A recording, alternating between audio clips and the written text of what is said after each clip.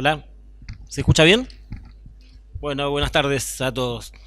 Muchísimas gracias por venir, por estar acá, a esta segunda jornada. Hoy en particular vamos a tratar de charlar, conversar un rato, interactuar con ustedes en función de aspectos procesales y prácticamente, en relación a la práctica, quiero decir, y para eso hemos conformado esta especie de panel que está integrado por el doctor Adrián Landini, que es fiscal de juicio, el doctor Franco Roselo, que es un abogado de la matrícula, que ejerce dentro del fuero penal y en el día de hoy se va a referir más a cuestiones vinculadas a la defensa en un proceso penal. Y finalmente yo voy a hablar sobre algunas cuestiones relacionadas al particular damnificado. Así que le vamos a dar el micrófono al doctor Adrián Landini para que dé comienzo y no perdamos tiempo. Gracias.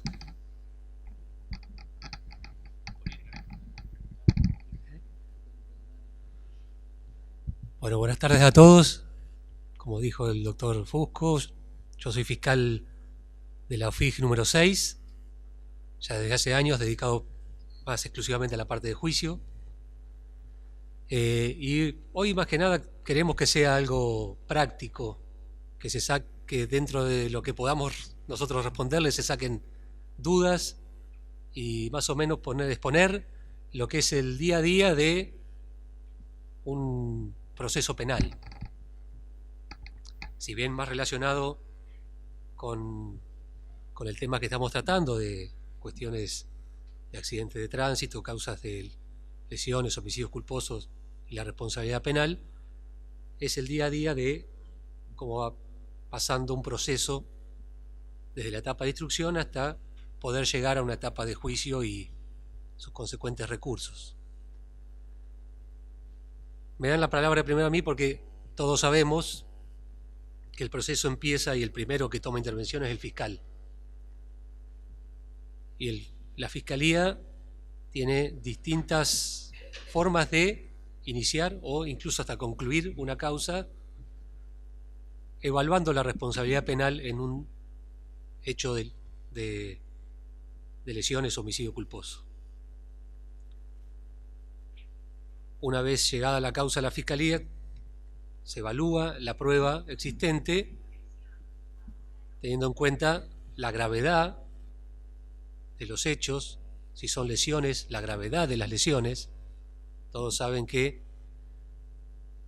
si las lesiones son leves, son de instancia privada, tanto sean dolosas como culposas, y en esas circunstancias el fiscal tiene que evaluar la voluntad de la víctima, y obviamente si no hay una voluntad por parte de la víctima, del damnificado, de continuar con la causa se desestima porque es imposible proceder.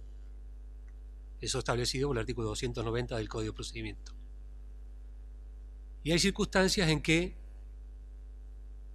como nadie está ajeno a sufrir un hecho de esta naturaleza, a ser imputado, entre comillas, de un hecho de esta naturaleza, también hay que evaluarlas porque no todo corresponde que se penalice. Hay circunstancias de la vida diaria que llevan a que no se llegue a una culpa, realmente un accionar totalmente negligente, imprudente o con una impericia tal que dé motivo para continuar con una causa. Eso se evalúa de acuerdo a la prueba que haya en la causa, que principalmente lo que más da pie a continuar la causa no solamente son testimonios de personas que pueden haber visto, sino el tema pericial. En penal es un poco más rígido a lo mejor, y cuando tenemos distintas partes buscamos quién fue el culpable, quién llevó a cabo la conducta determinante para que ese accidente se produzca. Y en la mayoría de los casos es el tema pericial el que nos da esa pauta de ver quién es víctima, quién es imputado, quién es la persona que va a ser procesada.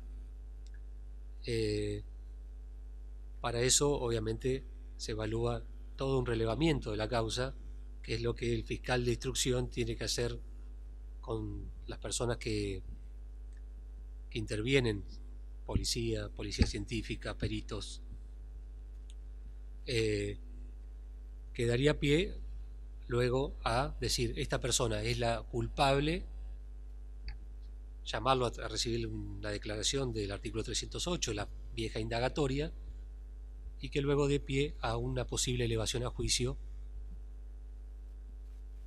solicitar al juez de garantía una elevación a juicio que termine en un juzgado correccional, dada la penalidad de los delitos que estamos tratando, siempre que hablemos en culposo, y se llegue a la etapa en la cual yo ahora ya desde hace años intervengo. En ese proceder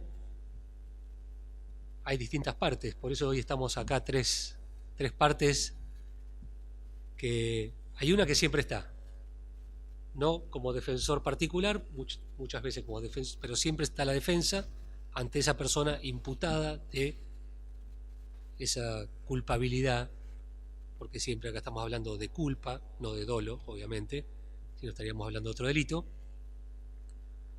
Pues en este caso, bueno, aunque sea particular, defensor particular, siempre está. Y otra parte en el proceso que puede estar o no estar de acuerdo a la voluntad de la víctima, del damnificado, que es lo que decía el doctor Fusco, el particular damnificado, el querellante privado, o distintas formas de llamarlo, pero en el código nuestro está estipulado como el particular damnificado. Particular damnificado que es la persona damnificada, pero que siempre debe ser representada por un abogado. Esa persona que, si bien en los papeles está del lado del fiscal, porque estamos en parte yendo siempre para el mismo lado, buscando el mismo, pero tiene sus diferencias también, que luego el doctor seguramente, o entre todos, que eso es lo que queremos, vuelvo a insistir, entre todos, vamos a ver cuáles son las similitudes de la función y las diferencias también. Porque como dijimos, es el querellante particular, el querellante privado, y tiene el fiscal, si bien es el acusador, no tiene por qué siempre acusar, tiene la obligación de ser objetivo.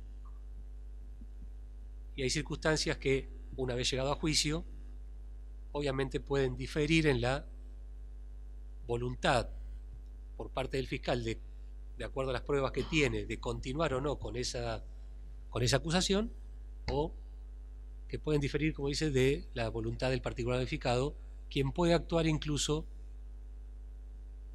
fuera de las facultades del fiscal, impulsando el proceso en forma privada y en forma individual, incluso recurriendo ante las resoluciones que pueda llevar a cabo el juez interviniente.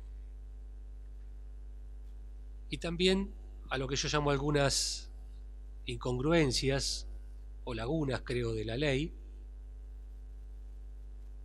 por las cuales el fiscal incluso puede intervenir sin consultar al particular damnificado, sin que le importe en parte, aunque no es así, pero sin que le importe la opinión del mismo, que de mi parte están mal, y por eso las menciono como incongruencias, como lagunas, como algunas cuestiones que la ley tendría que haber establecido y que han quedado sin hacerlo. Le voy a dar, esto va a ser, como dije, me tocó hablar primero a mí, como una pequeña introducción, le voy a pasar la palabra, pero luego queremos que principalmente el discurrir de de la jornada sea con preguntas y con dudas que puedan llegar a tener o que le puedan surgir de acuerdo a lo que vayamos charlando.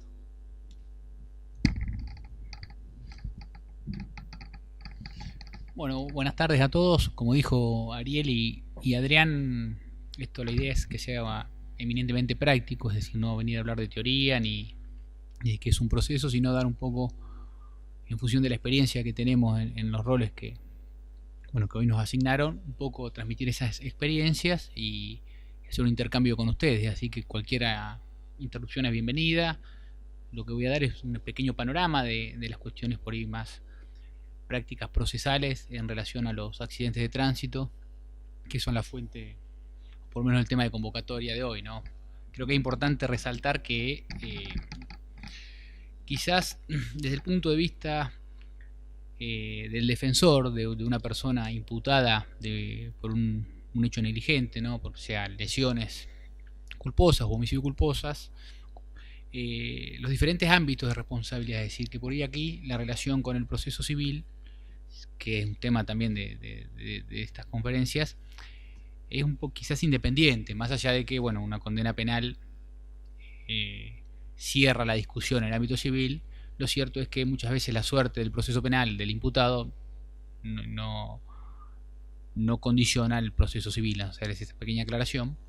Y yendo sí ya al proceso penal, creo que una de las cosas que tiene que tener en cuenta ante los defensores, que tenemos que tener en cuenta ante una consulta de una persona que se vio involucrada en un accidente de tránsito, muchos accidentes de tránsito, el rol o la calidad de imputado está claro desde un principio, ¿no? Una persona que conduce un automóvil y atropella a un peatón a mitad de cuadra, ahí no tiene con quién discutir su calidad de imputado. Pero no siempre es así. Sobre todo los accidentes en ruta o accidentes frontales, no está claro al inicio de la investigación quién es el imputado y quién es la víctima. Incluso lo verán los que ya están actuando, que muchas veces en la misma carátula de que hace la fiscalía aparecen varias personas como imputados y después resulta que se hace una especie de filtro, con el avance de la investigación se van determinando. Como defensores creo que es importante ver eso, evaluar eso, y si conviene tener una actitud activa desde un comienzo o no, o una actitud más expectante de ver cómo se va desarrollando la investigación y hacia dónde va apuntando la fiscalía y, en el caso que corresponda, el particular damnificado, es decir, cómo se va marcando esa línea, porque quizás por ahí anticiparse demasiado y presentarse inmediatamente y tener un rol activo en una situación de duda se puede interpretar por parte de la fiscalía como una especie, si me permite el término, de cola de paja, ¿no? Decir, ya me anticipo. Así que muchas veces creo que como defensores tenemos que estar atentos a eso, a ver cómo va avanzando. Cuando está claro, desde ya que la intervención del abogado creo que es importante desde un comienzo, sobre todo desde un comienzo para lo que es la actividad de contralor, ¿no? Sobre todo de las primeras medidas que se toman, las declaraciones testimoniales, por ahí, si son testigos presenciales, tratar de estar presente, de controlar eso. Y algo habló acá el doctor Andini, Adrián, la cuestión de las pericias, ¿no? Muchos de estos hechos se definen con las pericias que hacen, o a veces personal policial, y en algunos casos ingenieros o peritos mecánicos. Acá en este momento Mercedes hace tiempo que no hay perito oficial mecánico, con lo cual muchas de estas causas concluyen con el informe que hace un policía, que es técnico en accidentología, y quizá en causas un poco más graves se va a otro departamento judicial para que dictamine, ¿no? El tema de la pericia es harto importante, controlarlo y en algunos casos intervenir, es decir, tener un rol más activo. Yo aquí lo que les puedo aconsejar que hay que tener presente, más allá de que los plazos en el proceso penal quizás son un poco más, entre comillas, flexibles que lo que es un proceso civil, lo cierto es que el código determina algunos plazos. En el caso de las pericias, una vez notificado, el plazo que establece el código son 3 días para proponer perito de parte. Entonces, si la idea de uno es intervenir en la pericia que haga el perito oficial o la pericia que dispuso el Ministerio Público, es importante hacer la propuesta del perito dentro de esos tercer días. Más allá de que las pericias, por lo menos en mi experiencia, el Ministerio Público es flexible en esos plazos, justamente por ese deber de objetividad que tiene que seguir, no es tan estricto, pero es conveniente a veces evitar por ahí que genere alguna discusión, alguna incidencia, el tema de los plazos, porque bueno, el código en el artículo 247 es muy claro que dice, dentro de los 3 días de notificar a las partes. Recordemos que este tipo de actos, las pericias, son una de las pocas actividades que durante la instrucción se notifican. Se notifican a los posibles imputados, si todavía no está claro ese rol, y si no hay abogado particular presentado, se notifica o se cumple con la formalidad de notificar a la defensa oficial. Por eso en aquellos casos por ahí que uno tenga alguna consulta, es importante, si no está directamente presentado, por ahí controlar esos aspectos para, si es la idea del cliente o de uno como defensor, hacer la pericia particular o por lo menos controlar la que se haga, estar atento a eso, porque vencido ese plazo, el fiscal tranquilamente puede desestimar el pedido de perito de parte, con lo cual no es lo mismo tener un rol de control y participar en la pericia que tener una opinión, una consulta posterior respecto a una pericia ya hecha con sus conclusiones. Entonces por ahí estar siempre atento a esas cuestiones, ¿no? de los peritos. Respecto de, bueno, vamos a suponer que ya hay un imputado determinado y que es nuestro cliente. Este tipo de causas, salvo el caso de los homicidios culposos, que creo que hay una instrucción precisa por ahí de no someterlos a mediación, o esta cuestión puede ser una buena opción para la defensa por ahí, sobre todo si hay compañías seguras y si las lesiones no son muy graves. A veces se pueden llegar a salidas alternativas, ¿no? Dentro de la mediación o de distintas formas. Un segundo nada más. Sí, efectivamente, bueno, ya como salidas alternativas a llegar a un juicio oral, hasta hace un tiempo, y esto estoy hablando de lo que pasa acá en Mercedes, a raíz de fallos de los tribunales superiores, como tienen penas que llevan inherentes o agregadas una pena de inhabilitación, por ejemplo, no se concede la suspensión del juicio a prueba. Hasta hace un tiempo se podía, ahora hay fallos de corte y eso lo ha receptado la Procuración y la Fiscalía General, y los fiscales no estamos en condiciones de dar la conformidad para que se lleve a cabo una suspensión de juicio a prueba en casos de delitos culposos, por la pena de inhabilitación, no porque la pena en sí de prisión no lo permita, pero sí por la pena de inhabilitación que conlleva cada uno de estos delitos en caso de ser condenado. Pero sí, en la primera etapa, cuando son causas de lesiones culposas, que directamente el damnificado está en condiciones de manifestar si quiere o no llegar a una solución, que puede ser por intermedio de una mediación,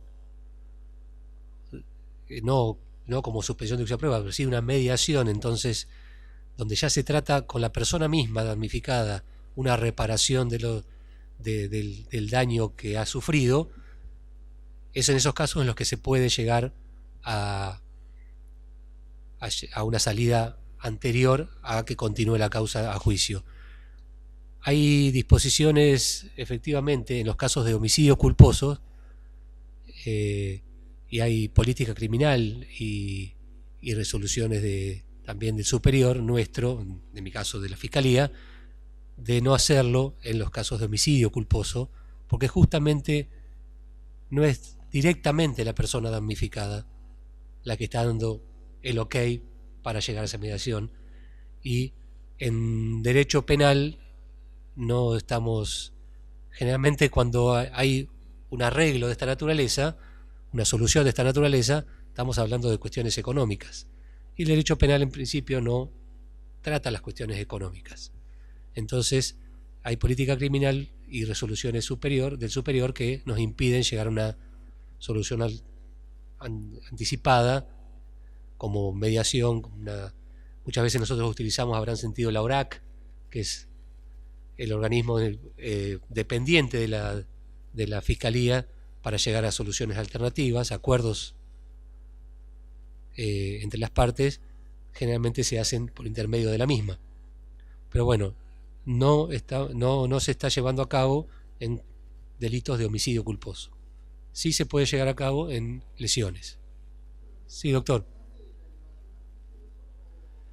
Y esto sí, para los que intervengan, siempre que estén actuando en una causa de esta naturaleza y como defensores propugnen una salida de esta naturaleza, les aconsejo hacerlo en la etapa de instrucción.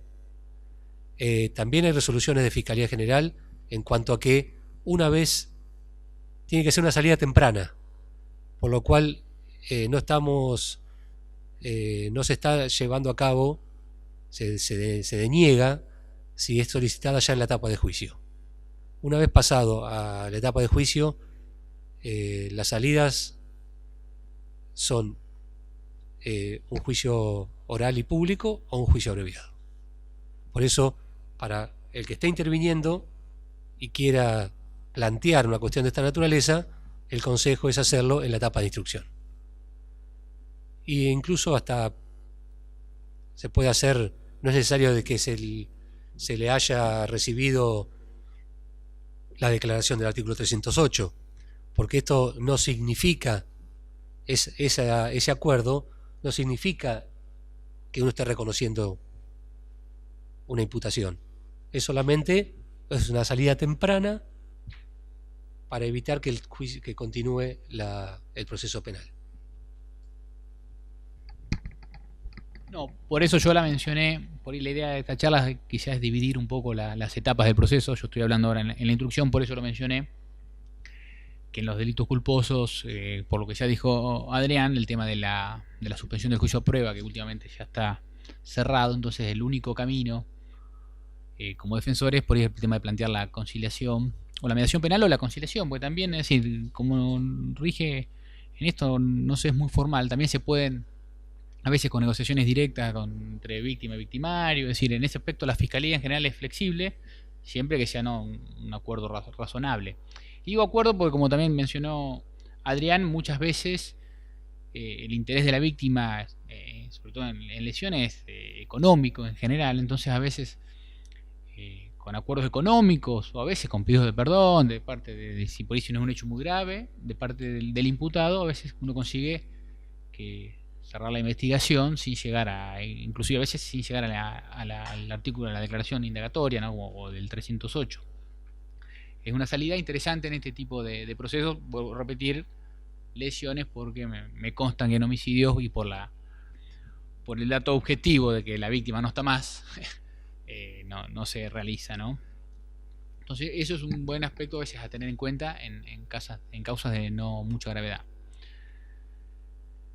Otro tema que hay que analizar como defensores muchas veces en los procesos de lesiones culposas por accidentes de tránsito es la cuestión de la relación de causalidad, ¿no? Muchas veces las lesiones que en definitiva tiene la víctima a veces no se originan exclusivamente en el accionar de la persona, ¿no? que maneja una moto, un auto o lo que fuera, un camión. No es la mayoría de los sucesos, pero hay casos que hay que atender a esa relación de causalidad porque no digo que sea común, pero hay casos de homicidios culposos que termina siendo, digamos, acusado el imputado de lesiones culposas porque se descubre en ese análisis de relación de causalidad que falleció por una mala praxis médica y no necesariamente por las lesiones ocasionadas en el accidente. Entonces, como defensores tenemos que estar atentos, más allá de que a veces es con la consulta con algún médico, de la historia clínica, es decir, todas esas cuestiones, porque no es lo mismo defenderse de una acusación de lesiones culposas que de homicidio culposo. Más allá de que en general es difícil o uno no se presenta la posibilidad de que reciba una pena privativa de la libertad una persona acusada de un hecho culposo, sea homicidio, sea lesiones, lo cierto es que para el caso de homicidio sí, actualmente con la ley actual, con la penalidad actual, se puede dar el caso de que aún, aunque se lo condene por homicidio culposo, sea una pena de efectivo cumplimiento, más allá de que es raro. Pero entonces, frente a ese panorama, hubo justamente la semana pasada en el Tribunal Criminal número 4, si bien era una causa que un accidente no es mío, o sea que lo digo lo que sé sin poder dar muchas precisiones. Lo que sí sé era que era un accidente de tránsito, pero que la persona venía imputada por homicidio simple con dolo eventual. El Tribunal 4, si bien bajó la calificación a homicidio culposo, agravado, por el número de víctimas, por la conducción imprudente de un vehículo automotor, lo condenaron a 4 años de prisión, a una pena de cumplimiento efectivo. Obviamente, por el momento la persona no, por lo que yo sé, dispusieron hasta que quede firme una prisión domiciliaria, pero la persona está cumpliendo está en prisión, aunque sea domiciliaria, está en prisión. Hasta este momento no era lo más normal, pero lo estamos viendo más seguido. Sabemos cómo está en boga el tema de los hechos de accidente de tránsito, y eso ha sido también motivo de las últimas modificaciones de los artículos 84 y 94 del Código Penal, más aún con el tema de la alcoholemia, el profugarse del lugar al momento de los hechos, que han elevado el monto mínimo de la pena a el límite de una pena de cumplimiento efectivo a una pena de suspenso. Sé de otro caso en particular, en Bahía Blanca, que también hace menos de un mes, por 3 hechos tenía 3 hechos distintos de homicidio culposo, la persona fue detenida con 6 años de prisión, por lo cual lo que venía diciendo el doctor Rossello es así. Esto es la posibilidad de que cada vez tengamos más condenas con penas de cumplimiento efectivo, se está dando en la práctica. No, por eso es importante, si uno está frente a una situación en que puede conseguir ese cambio, pues analizar bien el tema de la historia clínica, ¿no? Generalmente hay una relación de causalidad directa entre las lesiones, ¿no? y el accionar, pero bueno, es un tema también como defensores a tener en cuenta. Y también como defensores en este ámbito de delitos es donde quizás hay que tener un buen manejo del tema de la teoría y la imputación objetiva, que creo que lo vieron con el doctor Petit el martes pasado. O sea, le diría que es casi, si bien técnicamente no con exclusividad, pero prácticamente donde se puede hacer valer, o por lo menos un buen manejo de esta teoría de la imputación objetiva, da herramientas a la defensa para neutralizar algunas imputaciones, algunas acusaciones que se puedan formular a los clientes, ¿no? O sea, entonces esos consejos por ir de la práctica, de tenerlos en cuenta, creo que son consejos que les pueden ser de utilidad para el día a día frente a la situación de tener que defender a alguna persona acusada o imputada de algún delito culposo, sobre todo en el ámbito, ¿no? de la instrucción. Le voy a ceder la palabra al doctor Fusco, que como adelantamos va a analizar la posición del particular damnificado, que como también dijo Adrián, no es parte imprescindible en el proceso penal, pero en este tipo de hechos también debe ser donde más común es, que es los accidentes de tránsito. Gracias. Bueno, un poco atado a lo que decía Franco recién, tal vez cuando uno analiza en principio la figura del particular damnificado y la trata de aplicar al trámite de algún delito en particular, claramente son análisis más generales que aplican a todos los delitos, pero la mayoría de las veces la presentación como particular damnificado en el proceso penal, en los casos de accidentes de tránsito, va atado a una cuestión económica, si se quiere. Entonces genera mucho interés en el cliente estar más pendiente de lo que pasa en el proceso penal, y desde ahí se abre un espectro de trabajo más importante para el profesional que ejerce la profesión de manera libre e independiente. Es un campo de captación de trabajo bastante relevante. No en todos los delitos la víctima o el afectado por el delito tiene intenciones naturales de estar presente y saber lo que pasa en el proceso. Tal vez en algunos casos de violencia de género últimamente, y en particular los accidentes de tránsito también, porque está en el foco la mayoría de las veces, casi en forma exclusiva, la cuestión patrimonial. Muchas veces el afectado por el delito tiene distintas motivaciones en su pensamiento, asegurar el sentimiento de justicia, que se le aplique una pena a aquel que me lesionó o aquel que con su negligencia mató a un familiar, o procurar que además de la pena también tenga la inhabilitación para que no le vuelva a ocurrir a otro. Estas motivaciones siempre uno las escucha en el cliente, pero en definitiva el contenido económico siempre es lo sustancial. Por eso se abre un campo importante de trabajo. ¿Qué es el particular damnificado? Lo estamos escuchando mucho últimamente porque es una figura que dentro del proceso penal ha adquirido mucha relevancia. Esa relevancia que adquiere proviene de la noción de la revalorización de la víctima. Durante mucho tiempo, los que estamos más cerca de este fuero, analizamos los comentarios de la calle, los reclamos de la sociedad en general. Muchas veces hemos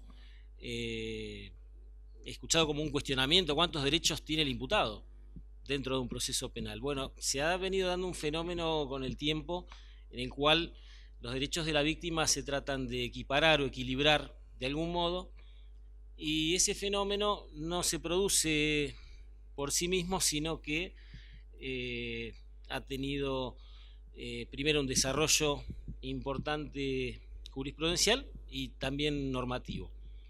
El desarrollo normativo más importante es la incorporación de esta figura del particular damnificado al Código Procesal que se encuentra en vigencia en la actualidad. El Código Procesal anterior lo reconocía, pero con una facultad muy restringida y una participación mínima en la parte final del proceso. En el proceso actual,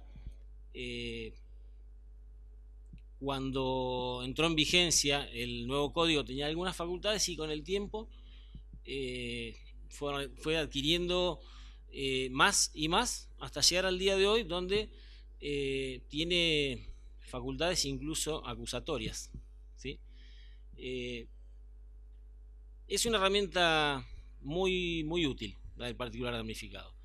Tiene como finalidad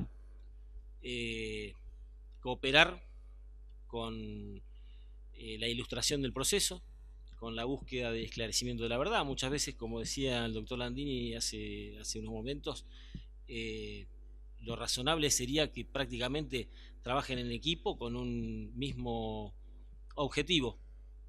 Pero aparte, el particular damnificado está presente muchas veces desde la visión del cliente para supervisar el desarrollo de la acción penal por parte del fiscal, y en su caso, hipótesis de cierta inacción o que las cosas no caminan como uno pretende, incluso impulsar directamente el proceso y hasta, como dije recién, llegar a la acusación. En términos prácticos, el Código Procesal es bastante claro, aunque tiene ciertos baches, pero la normativa procesal determina. A ver, ¿qué es lo que hacemos cuando recibimos a un cliente en el estudio que tiene intenciones de estar cerca del proceso? Bueno, una sugerencia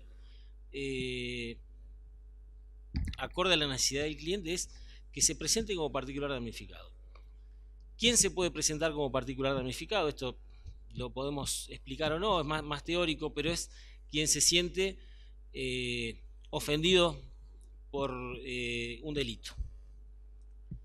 Es a quien le llegan los efectos de un delito. Esta cuestión, este concepto que surge del propio código tiene algunos cuestionamientos desde el punto de vista terminológico, porque y también hacia la admisibilidad después o la receptación por parte del juez de esta figura. Quien se siente ofendido por un delito, pareciera que ya estamos hablando de que el juez, cuando va a decidir si nos va a aceptar o no, tiene que hacer un juicio de valor respecto de si el delito existió o no, ¿sí?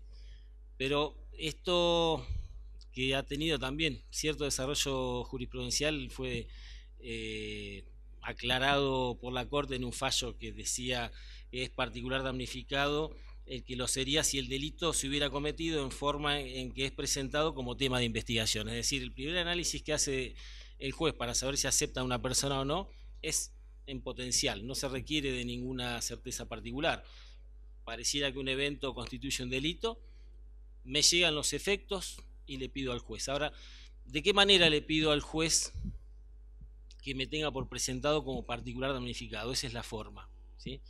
Uno de los primeros requisitos. No podemos presentarnos, pedirle al fiscal que nos tenga por particular damnificado, empezar a pedirle prueba. Eso requiere de una decisión del juez de garantías. Entonces, la forma de presentarse al juez de garantías es por escrito, con patrocinio letrado siempre, y si no es con patrocinio, es con poder. Y ese poder tiene que ser exclusivamente un poder especial.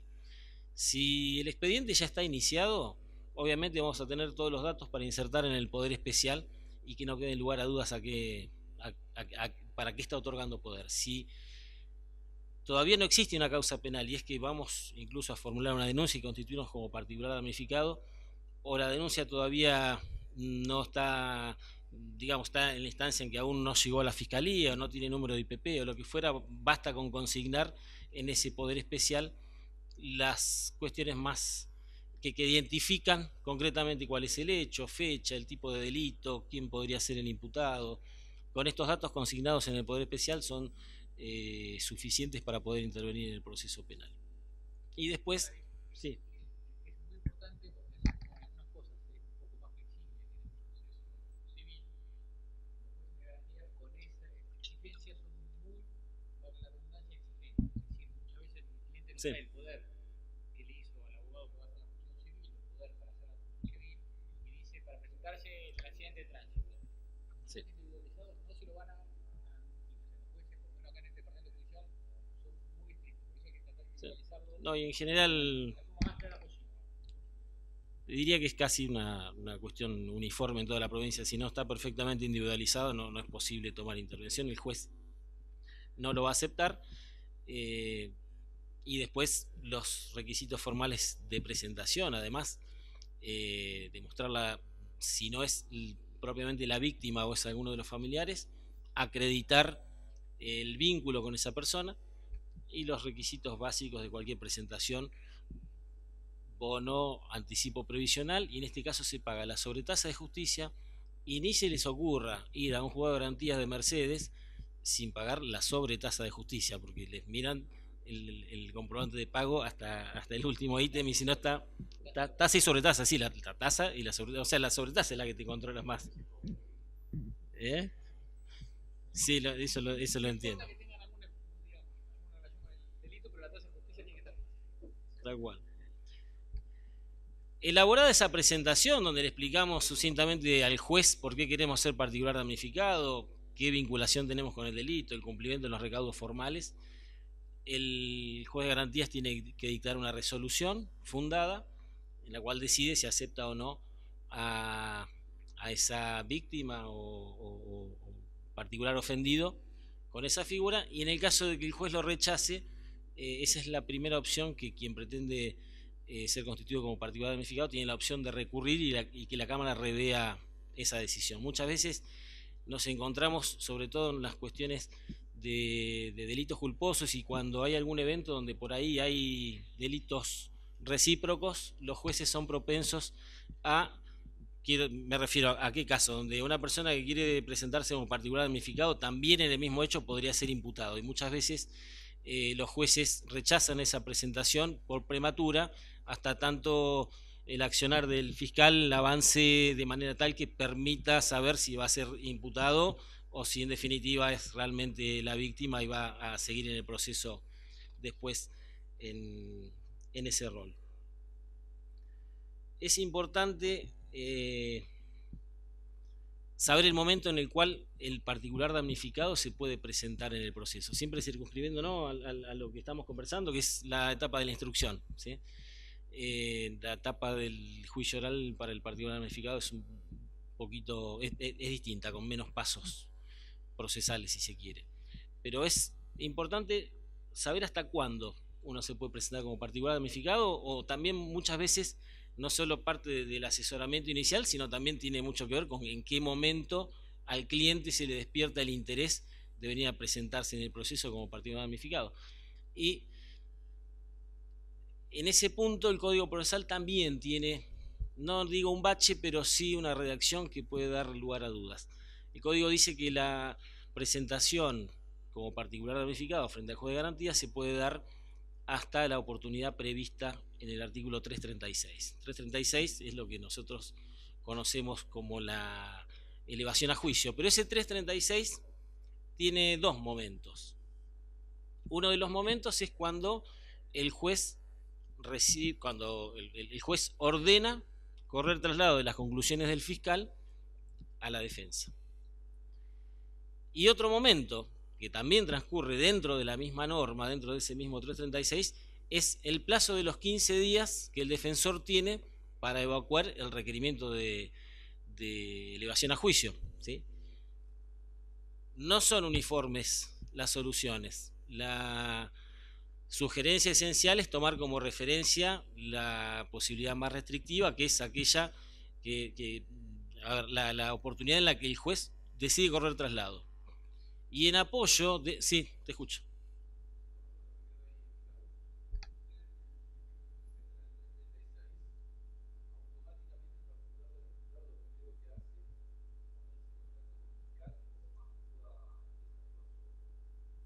No, actúa solo, actúa de manera independiente, se presenta de manera espontánea y su actividad, a partir de que el juez lo asimiló al proceso como particular damnificado, es en todo lo que tenga que ver de esa presentación en adelante. La presentación de particular damnificado, si hay una cosa que tiene, es que no puede retrotraer la causa a instancias anteriores en las que no participó. Es decir, no puede venir el particular damnificado a pretender revisar o participar de la revisión de pruebas, o pretender reeditar pruebas que se hicieron con anterioridad, ¿sí? La presentación siempre es de ahí en adelante, y en definitiva, esa tarea en equipo a la que yo me refería con el fiscal tiene que ver más con acercarse, dialogar con el fiscal, que es quien ejerce la acción pública, tratar de fijar un objetivo común, fijar estrategias de investigación comunes, que puede ser es lo más saludable para poder esclarecer qué es lo que ocurrió. Pero la tarea del particular damnificado es absolutamente independiente, no va atada a la actuación del fiscal.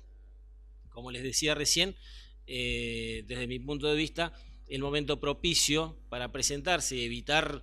el particular damnificado se presenta para contribuir al esclarecimiento de un hecho. Si su intervención supone entrar en una discusión con el juez de garantías acerca de si estuvo presentado en término, si se lo rechazan, apelar, ir a la Cámara, digamos, todo lo que sea una dilación en el proceso atenta contra los intereses del cliente, porque el cliente lo que quiere es que la cuestión se termine rápido. Así que para evitar, uno no puede estar sabiendo cuál va a ser el criterio del juez en cada caso. A lo mejor en Mercedes sí sabemos cuáles son los criterios de los jueces, pero si nos toca trabajar en otro lado, mi consejo es, antes de que el juez ordene el traslado de la requisitoria de elevación a juicio al defensor. Ese, desde mi punto de vista, me parece que es el más adecuado. ¿Seguimos? ¿Break?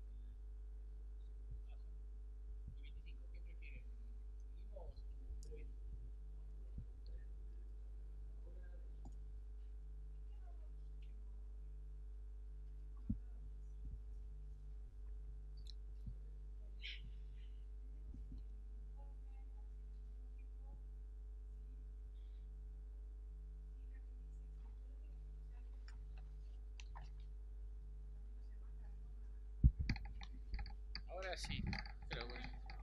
Sí. Sí, Mercedes lamentablemente hace ya años que desde el que se jubiló el último perito accidentológico, que era el licenciado Estevena, de la asesoría pericial de acá de Mercedes, no hay peritos accidentológicos que son ingenieros mecánicos, los peritos para ser peritos accidentológicos. Entonces, realmente, salvo en casos muy difíciles, de dilucidar, se está llegando a juicio con una pericia, que no es pericia, en realidad es un informe técnico de un accidentológico vial de, que generalmente la diferencia puede estar, por lo menos desde mi punto de vista, muchas veces el que lo hace es, nosotros le llamamos perito, pero bueno, un perito accidentológico, pero es de policía científica. Desde mi punto de vista no es lo mismo llegar a un juicio con un informe e incluso la presencia en el juicio, si esa misma persona que hizo el informe es la persona que relevó en el momento de los hechos el lugar, que estuvo en el lugar, que vio los autos, que vio o los vehículos, que vio la huella de frenada que pudo haber dejado, los restregones de algún, por un vuelco, por lo que sea, que no se da en todos los casos. Lamentablemente no se puede dar en todos los casos y muchas veces llegamos con un informe realizado por un perito de policía que lo hace con las constancias que ve en la causa de un croquis que muchas veces no es a mano alzada, la gran mayoría, no es una planimetría, con fotografías que en la mayoría de los casos lamentablemente no son de la mejor calidad. Ahora la sacan con un teléfono y o son en blanco y negro, o si son de noche no se puede ver realmente bien lo que pasó. Entonces, bueno, esas son deficiencias de instrucción que después no logran y que incluso atentan contra la búsqueda de la verdad. Y eso lo vemos después, en definitiva, en la resolución que pueda tomar el juez, si le convence o no le convence esas circunstancias. Si uno llega con eso y no tiene otros elementos de cargo, que puedan ser testimonios de personas que vieron, que a pesar de que muchas veces ven cuando el personal policial llega al lugar, lamentablemente el 99% se fueron o llegaron tarde y no vieron nada. No es lo mismo. Antes teníamos estos peritos que por ahí tenían una preparación un poco mayor, porque no digo que el personal policial no lo haga bien, al contrario, muchas veces trabajan, en una gran mayoría trabajan bien, pero no tienen los medios necesarios para tampoco hacerlo. Muchas no, bueno, pero no, por eso son informes accidentológicos. Y la mayoría de los jueces los van a ingresar como un informe accidentológico, lo que como defensores pueden o deben solicitar es la presencia de ese perito, de ese técnico accidentológico que vaya al juicio y dé las explicaciones del caso. A ver cómo hizo, en base a qué hizo los peritajes. Por eso digo, no es lo mismo una persona que estuvo en el lugar y que dice, no, yo lo hice porque yo vi lo que estaba ahí, que una persona que lo hace con una foto que a lo mejor no se ve, o con un croquis, de que así tengamos la mejor buena voluntad, no está hecho con las medidas exactas, o con fotografías que avalen esa circunstancia. Por eso, a veces es difícil llegar en estos casos a una verdad absoluta, que nunca llegamos generalmente, no sé, pero sí estar lo más cerca de lo que realmente sucedió.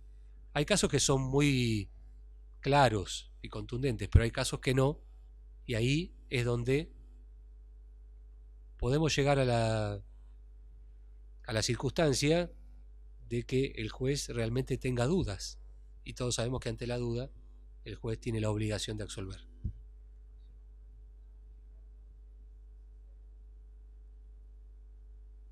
Sí, generalmente cuando se solicita, o el particular fiscal muchas veces propone perito de parte.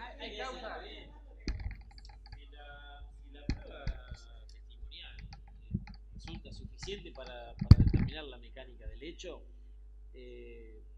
muchas veces insistir con la accidentológica a veces te puede salir en contrario con beneficio al imputado.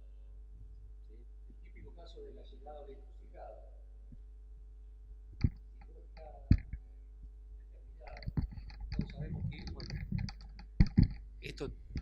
los delitos, los accidentes de tránsito tienen relación directa con el código de tránsito, con las normas de conducir, de cómo conducir, de lo que yo tengo que hacer, pero también lo que tengo que esperar que el otro haga. También de eso se debe. Yo puedo hacer lo mejor del mundo, ir con viendo todas las normas del código de tránsito, y voy por la derecha y viene uno y me pega a 80 kilómetros por hora en una calle en la que se puede ir a 40 y me pega en el medio. Ahí no hay ningún tipo de duda en quién tuvo la culpa. Pero hay circunstancias en que, si bien en principio la prioridad de paso es absoluta, hay circunstancias en que eso no es tan absoluto, porque yo no puedo andar por una calle de acá de Mercedes a 120 kilómetros por hora.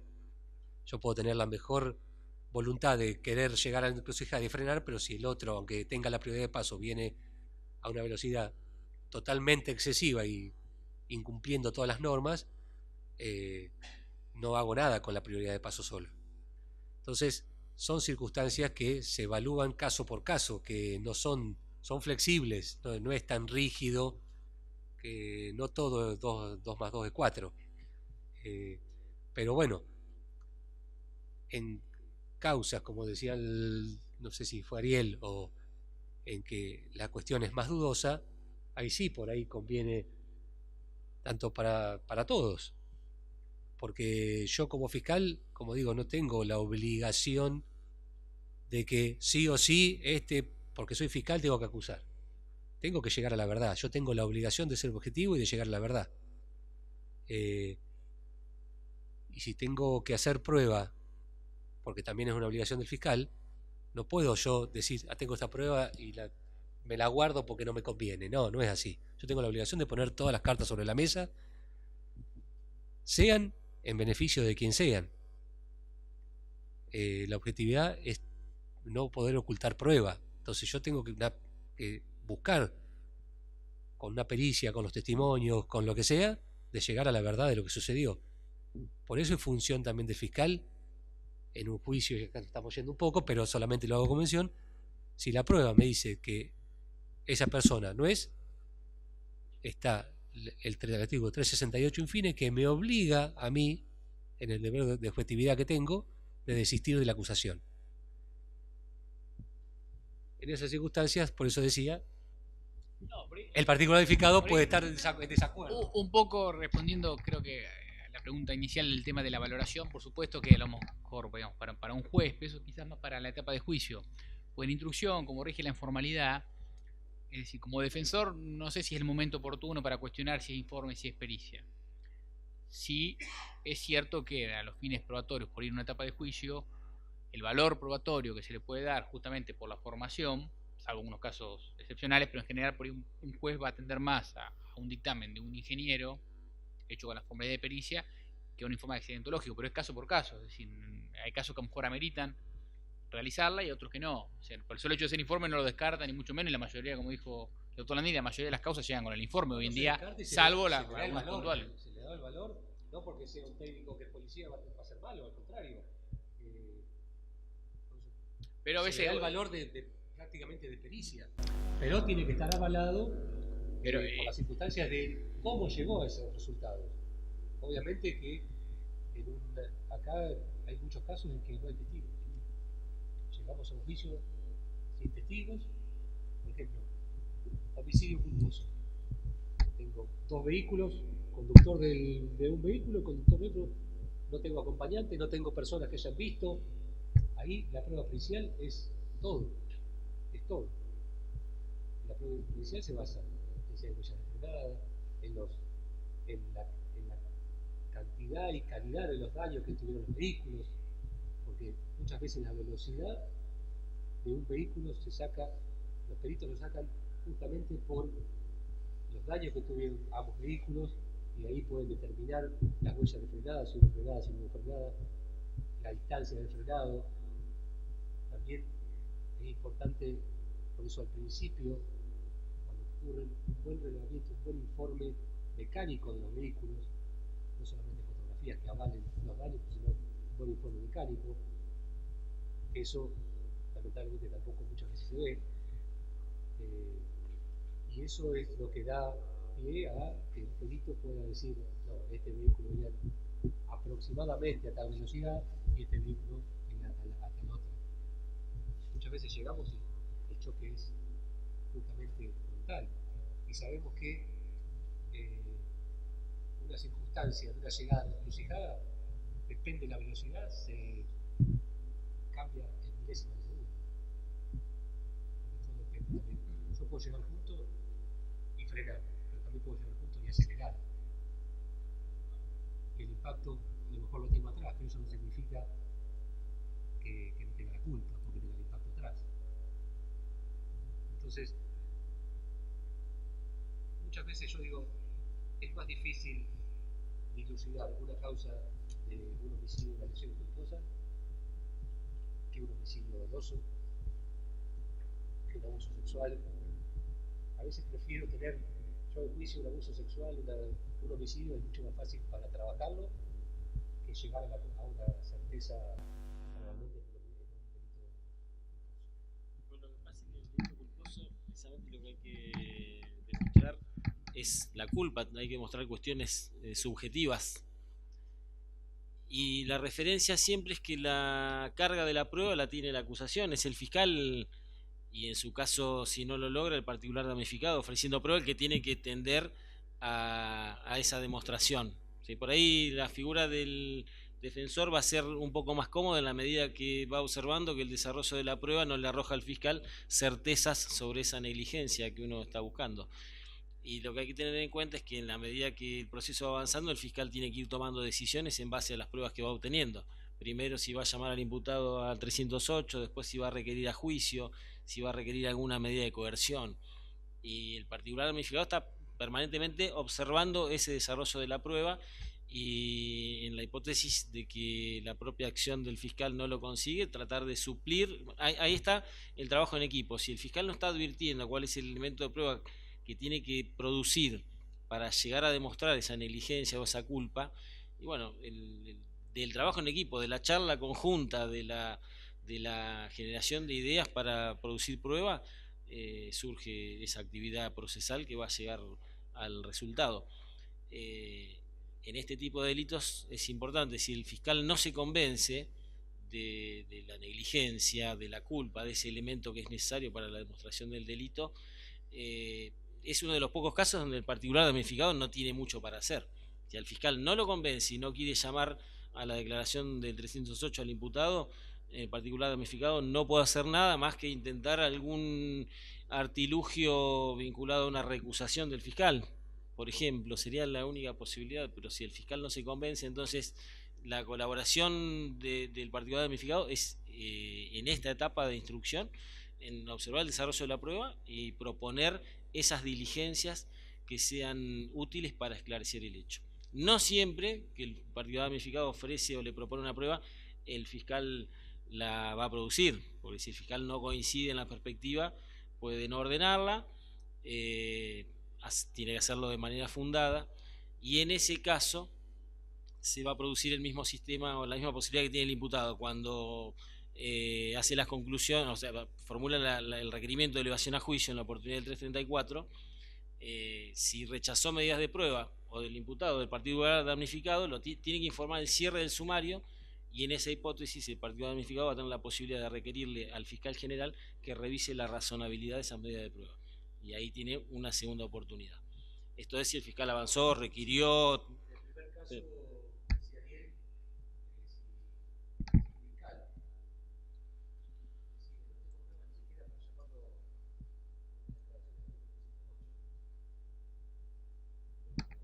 lo más lógico y lo que habitualmente pasa es que el fiscal archive la causa, en los términos del artículo 268 del Código de Procedimiento Penal. La única posibilidad que tiene el particular damnificado en esas circunstancias es pedir la revisión del archivo al fiscal general. No hay un recurso ante la Cámara o ante el juez de garantía, ante un superior que no sea el superior del mismo fiscal.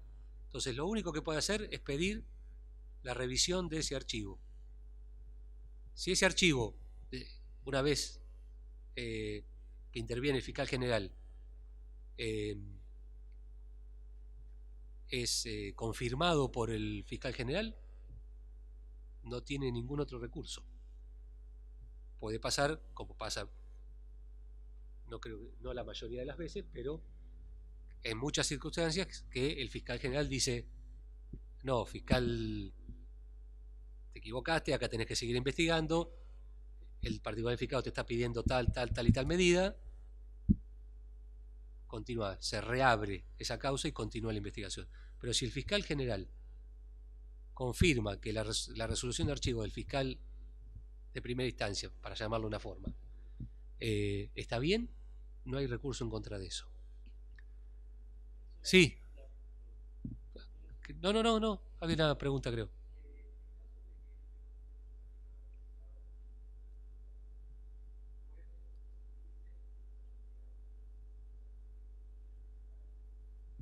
La obligación del fiscal ante un archivo es, aunque no esté constituido como particular verificado, es notificar a la víctima, aunque no esté constituida como particular verificado. Y la víctima, a pesar de no estar constituido, puede solicitar la revisión de ese archivo por parte del fiscal al fiscal general. No es necesario que esté como particular verificado. A veces los archivos son condicionados, es decir, un criterio expectante, que uno, es decir, puede conseguir el desarchivo por la vía de aportar nuevos elementos. Justamente ahí, particular damnificado, por ahí el fiscal dice: bueno, se me agotaron los medios con lo que yo cuento, no logro elementos para proseguir con la acción. Pero por ahí particular damnificado por la cercanía con las personas que fueron protagonistas del delito que se está investigando, a veces trae elementos nuevos. O sea, pues el archivo no es ofrecimiento, eso atento los defensores, que no, digamos, el archivo no es ganar la victoria final. El inciso del artículo por el cual se puede pedir la revisión del archivo. Es decir, pues generalmente los archivos son por eso, salvo cuando son investigaciones muy largas que están prácticamente finiquitadas y bueno, y no hay delito, pero en general son un criterio expectante el que adoptan. El archivo, esto fue una modificación.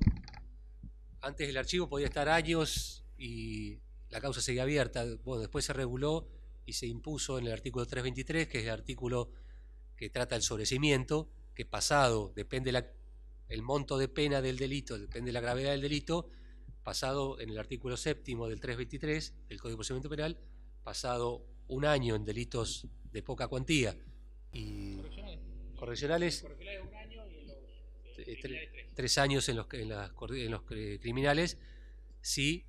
Y muchas veces esto, bueno, lo hace el defensor. El defensor tiene que estar atento a eso como defensor, de solicitar al juez de garantías el sobreseimiento por el paso del tiempo del archivo.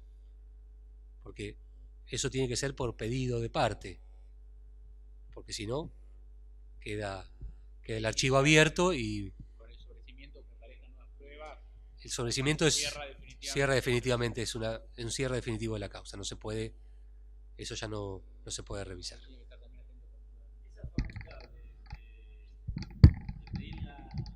La revisión de la razonabilidad del archivo o de pedir el desarchivo, básicamente es una facultad que tiene la víctima, independientemente de la manera en la que esté presentado en el expediente. Son dos cosas que las tenemos que separar, son bien distintas. Una de las hipótesis es la que decía Adrián recién: se le notifica el archivo a la víctima, tiene 5 días para pedir esa revisión. Pero eso, como decía Franco, no se agota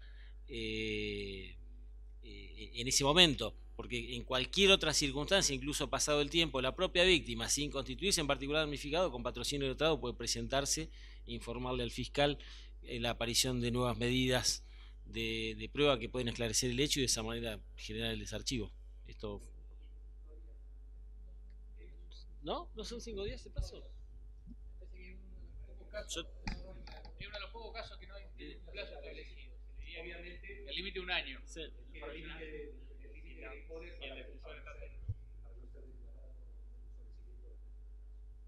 mala experiencia indica que cuanto más sea. Sí tiene lo que sí tiene plazo, la corrupción es el plazo para realizar la declaratoria de prueba. Ah, claro, sí, es verdad, es cierto. 5 días son 10 días.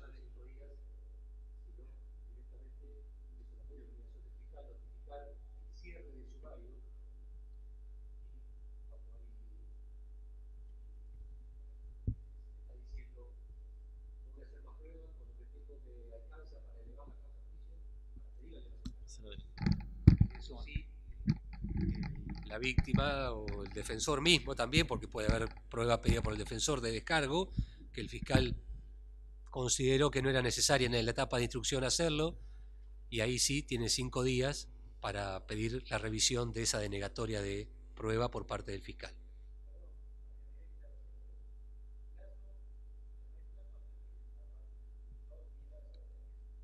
Exactamente. Si es exactamente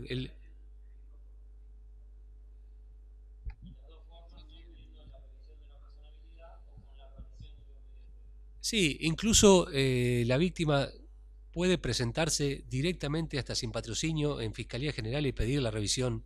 No es necesario el patrocinio tampoco. Siempre y cuando sea la víctima. Si está con partido unificado, obviamente sí, necesita el patrocinio. Pero la víctima es una facultad de la víctima, esté o no esté con patrocinio letrado. De todas formas, es un planteo bastante técnico que la experiencia indica que tiene que estar abogado. No es simplemente archivarme la causa. Bueno, obviamente, si es un caso de homicidio que la víctima directa no es fallecida, obviamente que el familiar directo, padres, cónyuge, puede ejercer ese rol, porque es la persona justamente ofendida por el delito. Acreditado el vínculo, obviamente, puede presentarse como ofendido a pedir ese desarchivo o a pedir que se lleve a cabo la prueba pertinente. Sí, yo como pariente me tendría como particular unificado, me parece. Porque el código habla de víctimas. Perdón. En los homicidios culposos, yo defensor lo cuestiono. Antes de cortar y atado a un tema que me había quedado pendiente respecto de la oportunidad de presentarse como particular damnificado, el código es claro en líneas generales, con esa salvedad de que no indica bien cuál es el momento para presentarse como particular damnificado. Pero justo ayer estábamos conversando un poco respecto del tema y observábamos que hay algunas oportunidades en las que algunos tribunales han aceptado la constitución de particular damnificado aún en la segunda etapa, ya la causa elevada a juicio. Y entonces me puse a buscar un material que a lo mejor les puede resultar de utilidad y encontré un fallo de casación en el que se admitió la presentación como particular damnificado en la etapa de debate oral, bajo la consigna de que esa presentación no implicaba la afectación de ninguno de los derechos del imputado y de su defensa, de manera que si en algún momento se da la oportunidad de que un cliente nos viene a consultar sobre la presentación como particular damnificado y la causa ya está en esa segunda etapa, bueno, es un buen momento para poner en práctica esta idea que está muy bien fundada, es de la sala cuarta del Tribunal de Casación de la Provincia de Buenos Aires, y se los dejo por acá para que luego lo puedan circularizar. Hay uno un poco más amplio, más reciente, de la Cámara de San Martín. Este caso es muy particular. Este venía de Mar del Plata.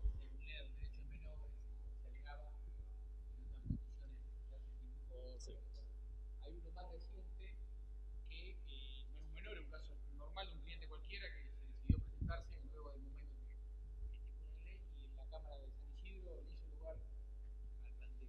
Lo tuvo justamente con esa aclaración, diciendo que no se puede retrotraer el proceso. Exacto. No había afectación al imputado, con lo cual toma el proceso en el estado que está, diciendo de que bueno, que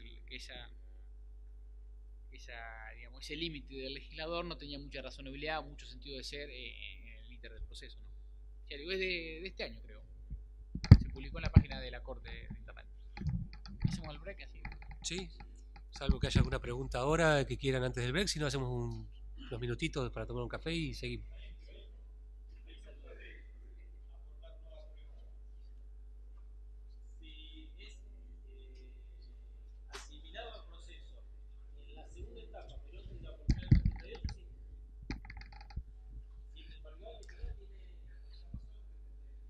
La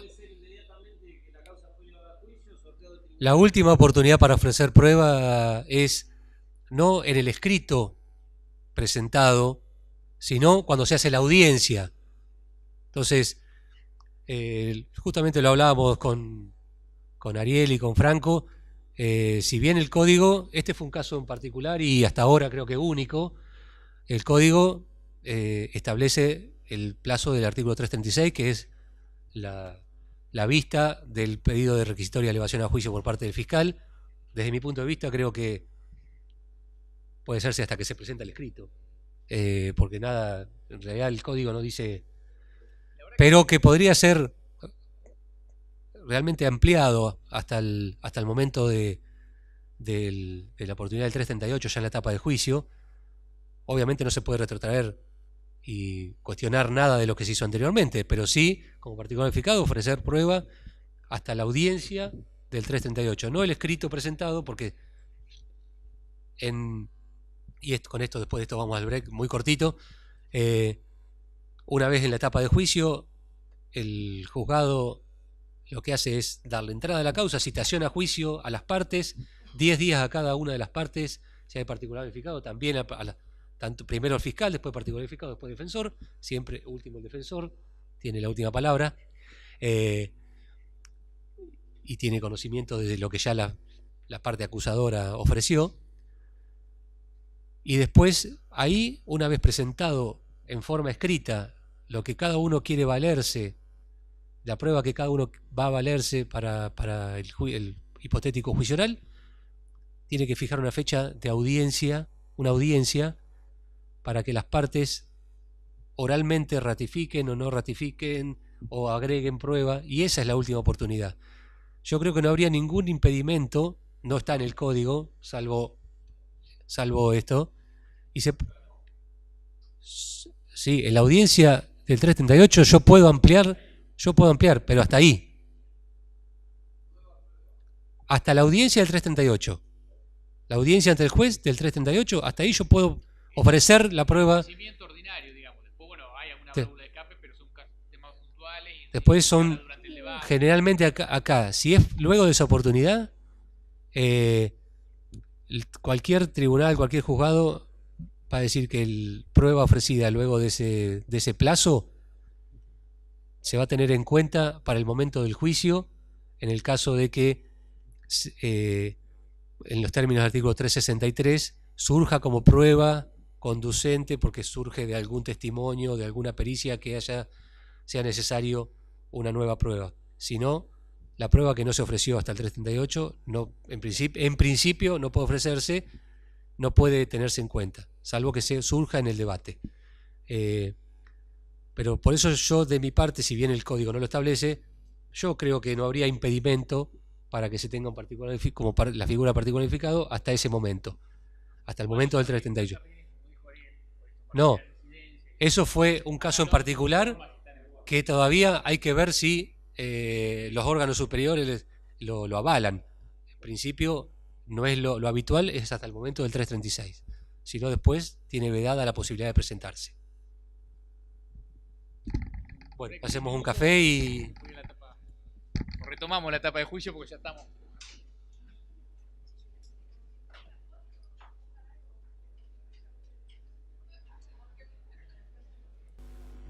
Bueno, retomamos. Antes de pasar la palabra a Adrián y que arranque como lo tenemos más o menos armado, que es con las distintas etapas, y ya en la etapa propiamente de juicio oral, me pareció interesante cerrar un poquito lo del particular damnificado, repasando algunas de las facultades que tiene. Al principio decía que la figura del particular damnificado fue creciendo, incluso tuvo algunas modificaciones el código que le fue dando más facultades, y está bueno repasar algunas de las que tiene, que las pueden observar en el código, algunas merecen alguna interpretación particular o ampliarla con la lectura de otras normas, pero básicamente el particular damnificado, básicamente no, porque la norma dice solo tendrá las siguientes facultades, y cuando uno después las lee ve que son realmente importantes y se maneja casi a la par que el fiscal. con excepción de ese supuesto al que se refirió Adrián más temprano, que habló de la posibilidad de celebrar un juicio abreviado, el fiscal con el imputado, sin que pueda oponer ninguna objeción en particular ramificado. En el resto del proceso, la participación a partir de que tomó intervención es muy relevante. Con esa otra limitación, cuando el fiscal no cree en el caso y no convoca siquiera la declaración de imputado, tampoco puede participar, pero en el resto tiene facultades muy similares. La primera es que puede pedir medidas cautelares. Esas medidas cautelares están estrictamente limitadas a de algún modo preservar la integridad del patrimonio del imputado para después, en su caso, poder hacer efectiva alguna indemnización vinculada a ese delito o incluso a las costas del mismo proceso. No tiene, esta sí es otra limitación que también ha tenido alguna discusión o debate jurisprudencial, no tiene sí la facultad de pedir medidas de coerción o de restricción personal de alguna manera del imputado. Alguna mínima sí, que es, estando el imputado en libertad, requerirle al juez de garantías alguna restricción de acercamiento, por ejemplo. Pero no más que eso. Medidas cautelares en términos económicos sí. Obviamente plantearle al fiscal impulsar todas las medidas o diligencias probatorias que sean conducentes a esclarecer el hecho, con las limitaciones que hablamos antes. Si el fiscal eventualmente no las produce o tiene fundamentos para rechazarlas, después cuando el fiscal cierra el sumario va a tener la posibilidad de pedirle al fiscal general la revisión de la razonabilidad de esa denegación de medidas de prueba en los mismos términos que lo hace el imputado. Puede asistir a todas las declaraciones de los testigos, participar activamente, hacer preguntas, y esto obviamente tendiente a obtener elementos de prueba que permitan esclarecer el hecho. Puede incluso también, con los alcances del artículo 334, y esto es muy relevante, requerir la elevación a juicio. Pero acá tenemos que tener en cuenta que ya en ese punto se observa que el particular damnificado tiene una presencia, si se quiere, accesoria o supletoria, porque mientras el fiscal ejerza la acción y requiera la elevación a juicio, el particular damnificado no va a tener intervención de ninguna manera. Ahora bien, si el fiscal, que es una de las facultades que tiene, porque tiene esa obligación de ser objetivo, que no es el mismo concepto de particular damnificado, si el fiscal eventualmente pide el sobreseimiento del imputado, va a ocurrir que el juez de garantías le va a correr una vista a un traslado al fiscal de cámara y el fiscal de cámara se va a tener que expedir. Si eventualmente le pide al fiscal que requiera la elevación a juicio, el fiscal se va a manejar de esa manera. Pero si el fiscal de cámara ratifica el sobreseimiento que pide el fiscal de instrucción, ahí el juez de garantías va a tener la obligación de correrle vista al particular damnificado para que tenga esa posibilidad de requerir la elevación a juicio, que es una de las facultades que enumera el código. Si la causa finalmente es elevada a juicio, ya cuando llegue a esa segunda etapa, que es la etapa a la que vamos ahora, el particular damnificado se va a manejar estrictamente como un querellante, con todas las reglas propias de esa figura. Y finalmente, bueno, además de la posibilidad de recusar en todos los mismos casos en que lo pueda hacer el imputado, y activar el procedimiento por los medios que crea conveniente, va a tener la posibilidad de recurrir en en los momentos y en las formas, en el mismo modo que lo hace, que el código lo prevé para el Ministerio Público Fiscal.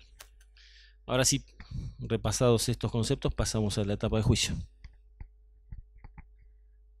Bueno, brevemente, y siempre los invito a que si tienen alguna pregunta nos frenen y la hagan. Como ya vimos, pasada la etapa intermedia que se llama, donde el juez decide o no si eleva la causa a juicio, en todos los casos, si el delito está enmarcado dentro de los artículos 84 o 94, o sea, homicidio o lesiones culposas, siempre interviene un juzgado correccional. Que tienen, porque ninguno supera la pena de los 6 años como máximo, que es el límite de los, por lo menos en la provincia, ahora de los delitos correccionales. Una modificación ya de hace muchos años. Antes intervenían en los homicidios culposos, intervenían los tribunales, pero luego una modificación, que ya no recuerdo el año que fue, pero ya hace bastante, interviene siempre en delitos culposos los juzgados correccionales, unipersonales obviamente. Como dijimos, lo primero que hace el juez correccional una vez ingresada la causa es correr vista a las partes por 10 días a cada uno para que ofrezcan las pruebas.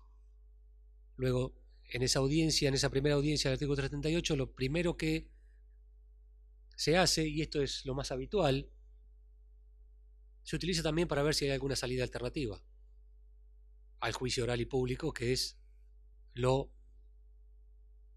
que el proceso establece como la forma de dirimir y llegar a una conclusión, ya sea sentencia condenatoria o absolución, en cualquier tipo de caso. Vedada que tenemos ahora la posibilidad de una suspensión de juicio prueba por la pena de inhabilitación inherente a cualquiera de los delitos culposos, la única posibilidad, y esto es lo primero que se trata en esa audiencia, más allá de la ratificación no de prueba, antes de pasarle la ratificación no de prueba y a solicitar todas las pruebas necesarias para un debate oral, es a ver si entre las partes hay una posibilidad de llegar a un juicio abreviado, de que el juez dictamine con lo que tiene solamente en el expediente escrito. Obviamente que para eso se necesita un acuerdo, y acá estaba lo que hablábamos hoy, entre defensor, imputado y fiscal. Esta es una de las cuestiones que ha quedado por ahí, en parte le pone un límite al particular damnificado. Algunos dicen que no sea una mera cuestión de seguir la causa por seguir la causa, o que no haya cuestiones de... Porque, como dijo, es justamente la persona ofendida. El fiscal tiene que tener una visión objetiva y no puede permitir tampoco que se continúe la causa solamente por cuestiones de... Algunos la pueden llamar de venganza o de querer hacer parte de justicia por cualquier medio, a cualquier precio. Pero bueno, es también en parte incongruente, decía, porque la ley le da la posibilidad. Una cuestión de subsistencia del sistema. El tribunal unificado no es sencillo de conmover o de que esté por ahí, sobre todo con las cuestiones de pena, que esté de acuerdo con la visión del fiscal, que el fiscal, como dijo Adrián, es objetivo y a grandes rasgos representa a la sociedad. Entonces, muchas veces la fiscalía, generalmente lo que para el fiscal es suficiente como sanción, muchas veces para el particular damnificado, justamente por ese interés particular y por esa afección directa con el daño causado por el delito, se generaría casi la imposibilidad práctica de hacer juicio abreviado, y el sistema procesal tal cual está implementado en la actualidad no funcionaría. El sistema de juicio abreviado no funciona bien. Esa incongruencia de la que habla Adrián y Franco tiene que ver con la cantidad de facultades que se le dan, y justo en ese momento no tiene participación. Pero mirado desde otro lado, es razonable, desde lo que yo comentaba hace un momento. Algunas de las facultades que tiene particular damnificado son casi de manera accesoria o supletoria. En general, el particular damnificado va para el supuesto que analizábamos recién. ¿Cuándo puede requerir la elevación a juicio? Cuando no lo hace el fiscal. Recién ahí el juez le da la posibilidad de intervenir y expedirse al respecto. Y en la otra instancia también es el fiscal está celebrando un acuerdo, no está dejando de ejercer la acción pública, porque lo que hace en ese acuerdo es pactar con el defensor y con el imputado no ir a juicio oral y que el tribunal o el juez en este caso dicte una sentencia con las constancias que hay en la causa, pero no está dejando de ejercer la acción pública. Entonces, en ese caso, lo que el código prevé es que no la ejerzan doblemente, por un lado el particular unificado, por otro lado el fiscal. El fiscal es el que está legitimado, el que tiene la acción en sus manos, y desde esa perspectiva, mientras sigue adelante según su criterio, el particular unificado no tiene la posibilidad de opinar. Igual se me ocurre que esto tiene que ver con un choque de normas propio de una transición de sistemas. Veníamos hablando que el particular unificado tenía pocas facultades en el código procesal anterior, ahora de a poco se le van agregando y en algún momento vamos a pasar tal vez a un sistema distinto, bien de confrontación, y por ahí tal vez tiene facultades distintas. Se me hace que esto es propio de esa transición y esa evolución normativa vinculada a los sistemas de enjuiciamiento, ¿sí? No, sí, efectivamente esto es un proceso porque años atrás el particular unificado no podía nunca sobrepasar por sobre la decisión del fiscal. O sea, si el fiscal decía que no, el particular unificado no tenía ningún tipo de intervención, ni podía siquiera. Yo llegaba a una etapa de hacer los alegatos de acusación y decía no tengo elementos de acusación, el particular unificado no podía decir nada. Ahora es la diferencia y esta gran facultad que le da la ley de poder mantener una acusación a pesar de un desistimiento del fiscal en cuanto a manifestar que no tiene elementos para hacerlo. Incluso también tiene muchas más facultades en cuanto a los recursos, a pesar de que el fiscal no lo acompañe en cierta forma. Pero bueno, en la práctica, la verdad que generalmente, salvo contadas excepciones, por lo menos lo hablo desde mi punto de vista, y me gusta hacerlo, cuando llego a una oportunidad de poder llevar a cabo un acuerdo de juicio abreviado, en mí creo que es saludable, por lo menos para mí como fiscal, ponerle en conocimiento al particular unificado, hablarlo con él, pedirle opinión, y por supuesto que yo puedo decidir, más allá de la opinión del particular unificado, y decir, hablando mal y pronto, no me importa lo que vos me decís, y lo hago igual. Pero creo que es saludable para el sistema también y para porque quiera o no, somos todos parte de un mismo. Tenemos que estar no de acuerdo, pero sí en comunión, en un proceso para que las cosas se sigan adelante. Y de mi punto de vista creo que es saludable pedirle su opinión y no he tenido inconvenientes generalmente en que me digan, sí, está bien. Por eso también es que siempre se necesita un patrocinio letrado. No puede venir la persona directamente afectada solamente al proceso, porque ahí sí no la va a convencer nunca nadie de que la pena es suficiente para reparar el daño por el cual fue damnificado. Por eso es que no se puede presentar cualquier persona sin patrocinio. Alguna persona que le diga, no, la ley establece esto, esto, y las pautas son estas. Por eso creo que es así. De no llegar a ese acuerdo, llegamos al juicio oral y público, donde ahí sí es donde tienen que reeditarse la gran mayoría de los elementos que llevaron a llegar a esa etapa. Testimonios, principalmente, también informes periciales, si bien se incorporan muchas veces, y las partes tienen la facultad de llamar a las personas, peritos, a que concurran al debate y que den las explicaciones de por qué llegaron a esa conclusión. La responsabilidad penal en delitos de esta naturaleza, generalmente lo que se busca es determinar cuál fue el nexo causal que derivó en ese accidente. Esa culpa significa determinar quién y qué fue lo que llevó a que ese accidente se produzca, y y bueno, si efectivamente eso configura el delito. Los casos son innumerables, por eso no podemos tratar uno a uno, pero sí dar ejemplos de uno a uno, pero lo que se busca es eso, determinar el nexo causal. Muchas veces van a escuchar que